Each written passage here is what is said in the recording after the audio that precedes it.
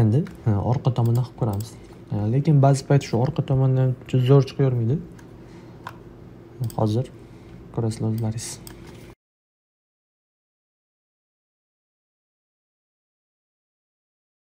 Elf girl in a place green garden.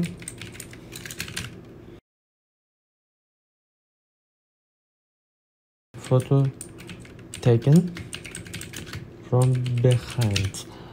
O'sha elf qiz yashil bog'da orqa tomonda rasm olingan dedim.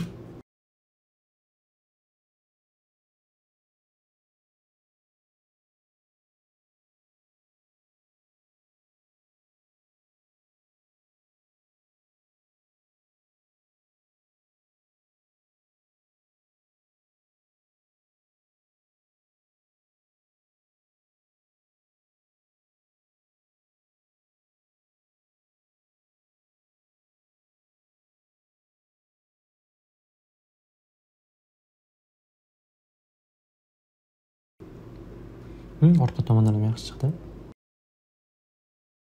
Biz mana bu orqasini ham qo'ygan deydi. Mana bu referensga shunga yaxshi chiqdi. Men chunki bundan oldin orqasini qo'ymay, orqa tomonda ko'rishini qo'ymaganimga natijalar uncha zo'r chiqmasdi.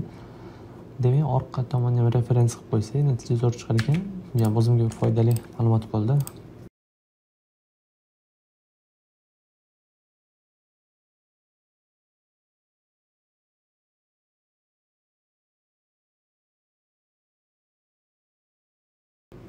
Ko'rasizlar, quloq chiqib ketgan. Quloq bu yerda shunday to'rtalasi ham zo'r chiqmaydi.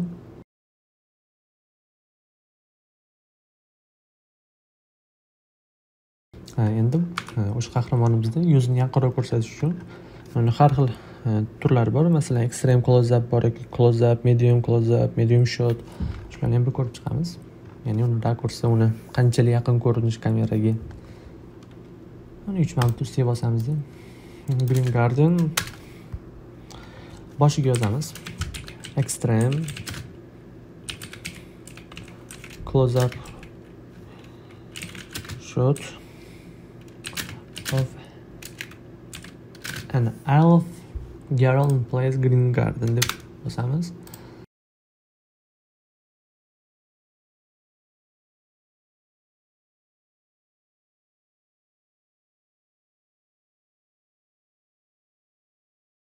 Bu ekstrem degani juda yaqin degani, o'sha yuziga. Close upni o'zini ham hozir yozib ko'ramiz. Ekstrem bilan keyin farqini ko'ramiz.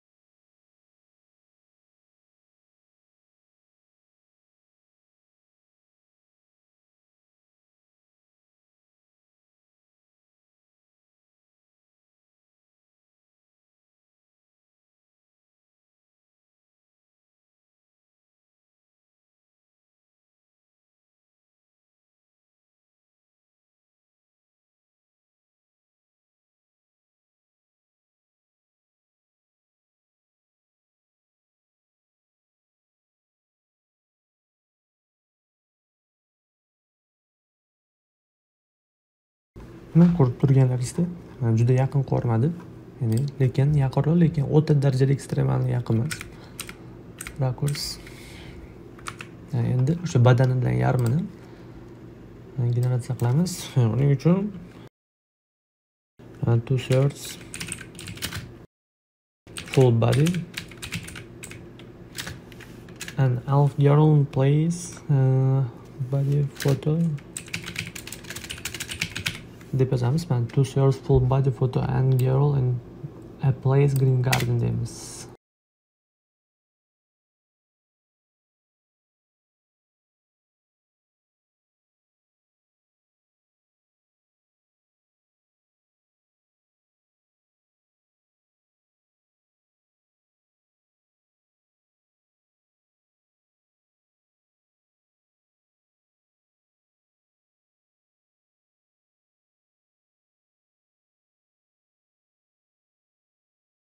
bunday mana shu yaxshi chiqdi. Bu esa jiddiy 90 gradus bosh aylanib ketibdi. Bu ham zo'r.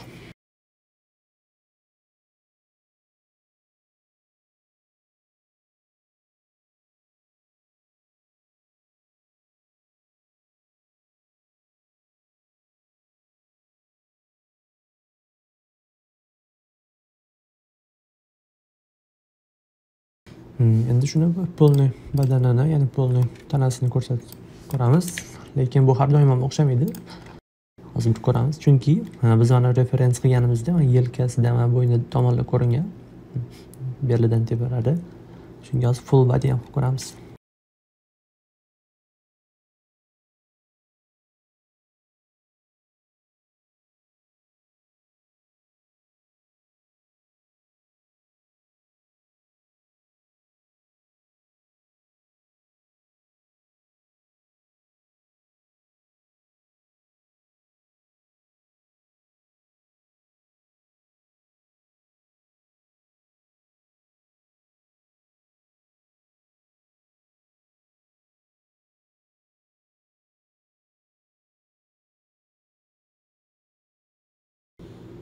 Ko'rganlaringizdek polniy badani ko'rinmadi.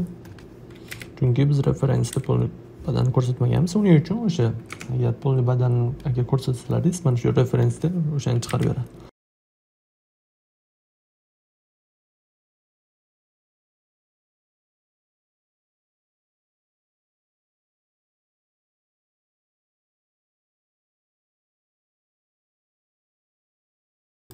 Keyingisi Low Angel. Low Angel deb biz mana bu ko'rgan masalan qahramonimizni ya'ni pastki tomondan ko'rsatadi, ya'ni kamerani o'sha past tomondan o'sha rakursdan olib beradi. Uning uchun yozamiz yana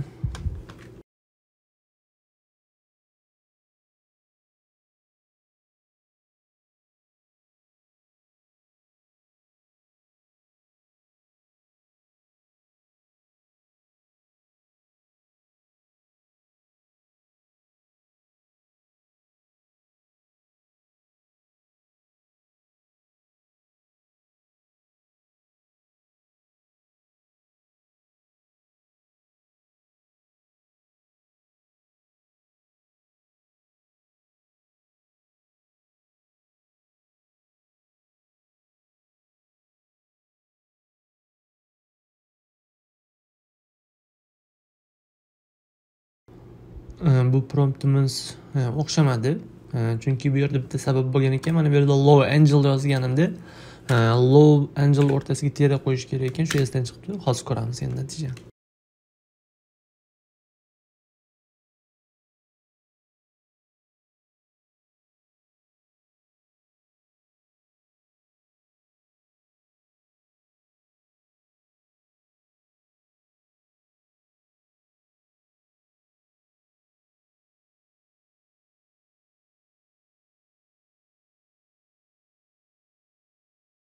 Pastki tomondan olib bermayapti, lekin sal pastroqda rakursdan olib beryapti.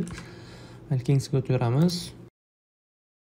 Keyingisi White Angel, ya'ni o'sha ko'krak qismidan tepa qismi ko'rinadigan darajada olib berish uchun biz White Angel shot of an elf girl.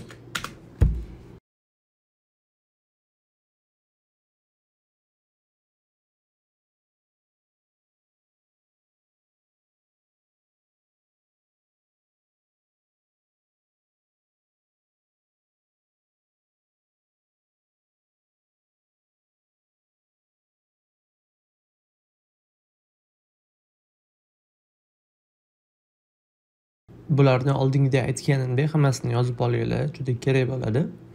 White Angel deb bosalaringiz mana shunaqa natijalar chiqarib beradi. Buni ham masalan multfilm yoki qanaqadir qisqa metrajli rolik yasayotganlaringizda foydalansalaringiz juda asqotadi. White Angel.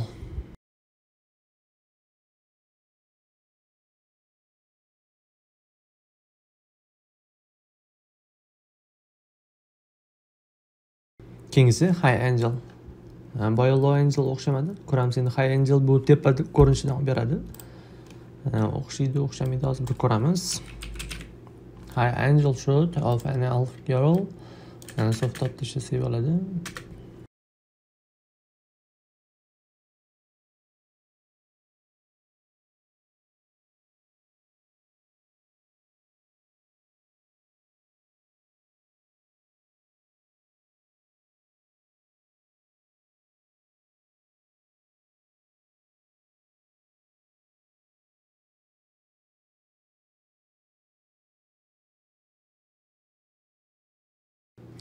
Bunda o'xshadi, mana High Angel hammasi ham emas, bitta mana bu o'xshadi. O'sha tepa rakursdan olib beryapti. Tepaga qarab turibdi qiz. Buni o'zim uchun bir upscale qilib ko'rdim.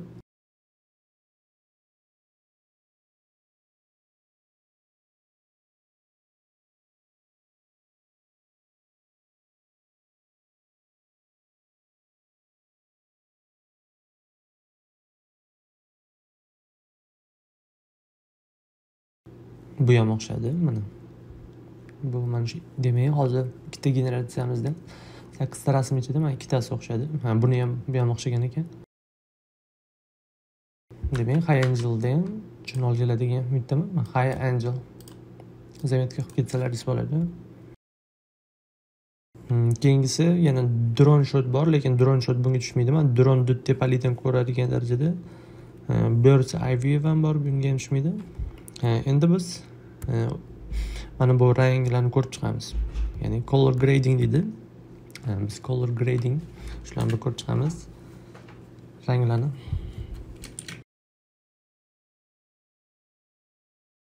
Birinchisi cool tone desak bo'ladi. Yoki boshiga yozamiz. Foto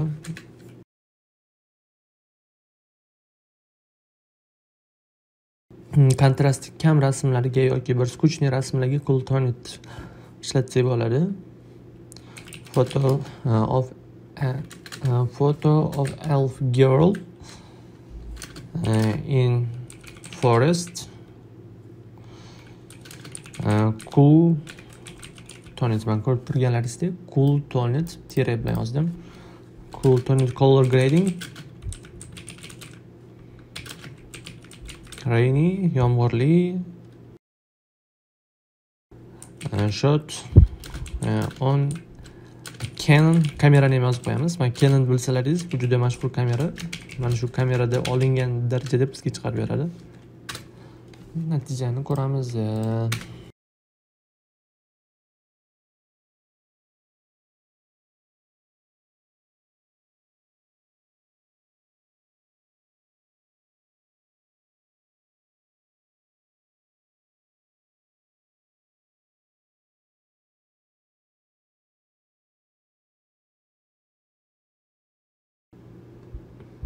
Ko'rganlaringizdek o'sha cool toned o'sha color grading bo'yicha bizga o'sha rangi bo'yicha bizga chiqarib berdi. Mana rainy deganimiz mana orqada yomg'ir ham yog'yapti.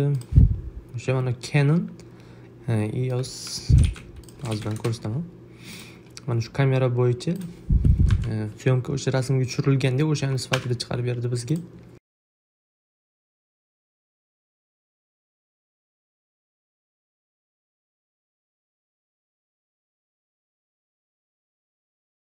Keyingisi warm tone deb ishlatib ko'ramiz. Cool tone o'rniga warm desak, bu issiq ranglarga ishlatsak bo'ladi, ya'ni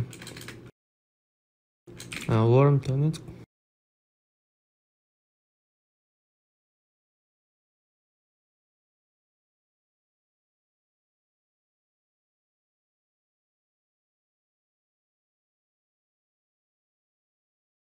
Warm tonedan keyin shunga o'xshash yana muted tones degan bor. Muted deb yozsalaringiz, bu ya'ni o'zini rangini shunaqa fonga moslab, o'sha atrofdagi situatsiyaga moslab, holatga moslab o'z rang chiqarib beradi. Bu ham juda kerak.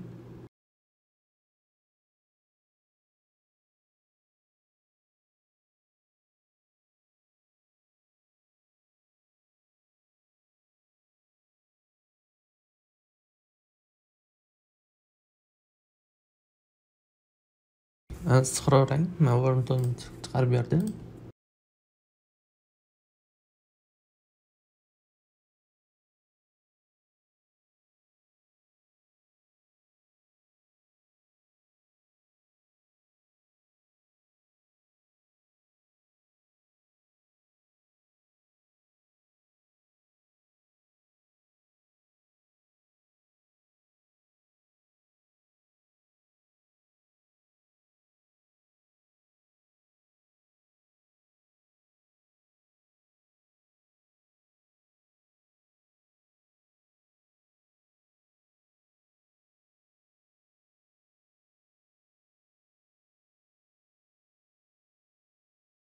Keyingisini vintage qilsak bo'ladi.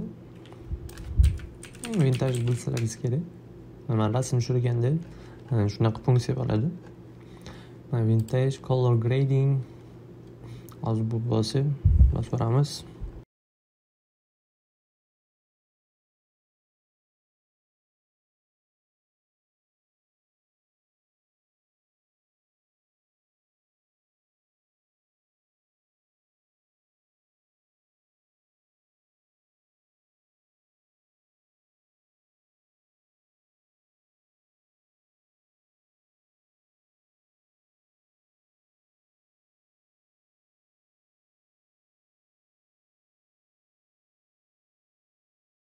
Masalan, hozir bilsalaringiz, boshda ham aytganman, biz hozir bitta personaj, boshda qilib olingan personajimizga shularni beramiz. Agar bilan o'chirib chiqsalaringiz, bu har xil personajga beradi.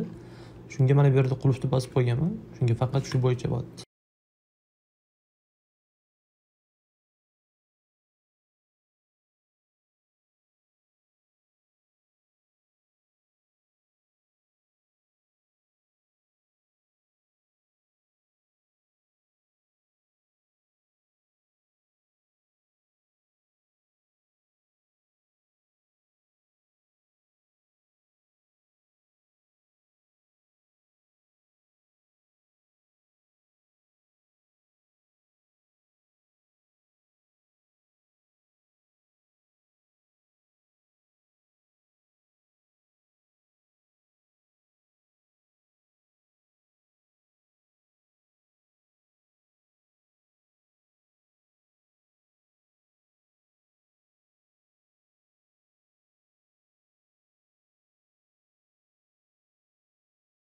Yana bitta zo'r color grading bor edi. Ya'ni ko'kimtir qoraroq qilib ko'ramiz hozir.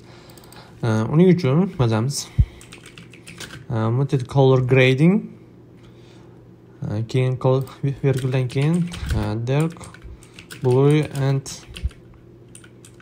mahogany juda talaffuz qilish qiyin ekan.